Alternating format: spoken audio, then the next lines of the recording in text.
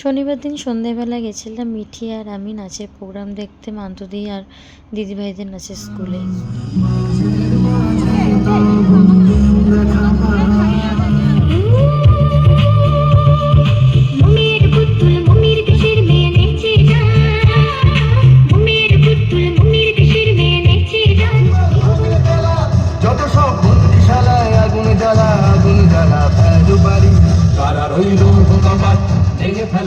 মিঠি এখানে খুব আনন্দ করছিল, বাচ্চাগুলোর সাথে পেয়েছিল, বাচ্চাগুলোকেও খুব মজা করছিল।